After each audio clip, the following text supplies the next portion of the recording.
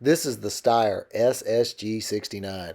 It was produced in Austria in 1969 to serve the purpose as the primary sniper weapon for the Austrian military, and a lot of other militaries around the world during that time adopted this rifle and used it as their primary sniper rifle as well.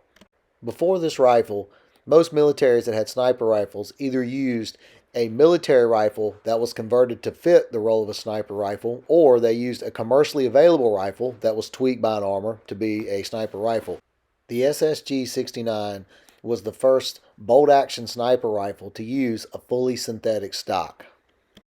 Its cold hammer forge barrel yielded very good accuracy for the day, somewhere in the neighborhood of .5 MOA plus or minus.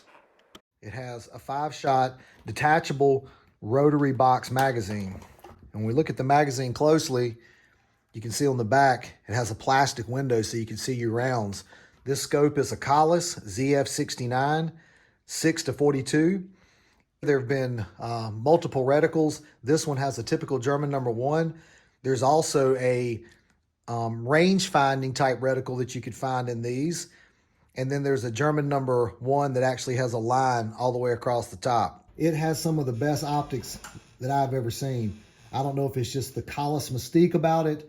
The scope being proprietary to this rifle, once the scope's set on here, it's already set up and ready to go.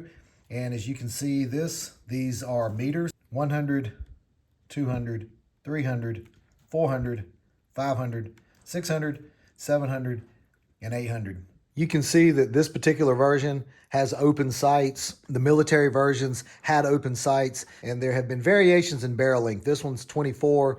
I believe a later version of this actually had a 16-inch barrel, and that was designed so if you wanted to put a suppressor on it. It's a 60-degree bolt throw, 3-position safety. The trigger guard and the area where the magazine goes into, it's all plastic. So if you were to break this, you're going to pay handsomely to replace this. When this rifle comes from the factory, it has spacers so you can increase or decrease the length of pull. This one is missing 3 additional spacers. It has a side mount connection point here in the front, just a swivel attached in here. And as you can see on the bottom, there's no place where there would be a sling swivel stud.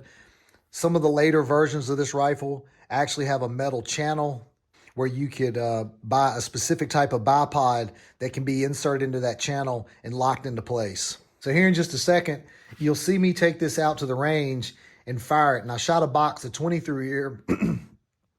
And the shots you're seeing me take with this were literally the first shots that I've ever taken with this rifle.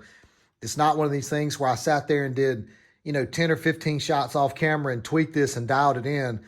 I literally just, turned the scope to 1 here and 0 on the side. And then I shot a series of shots out at 100 yards. And what I have on video are the last 10 shots that I did out at 100 yards.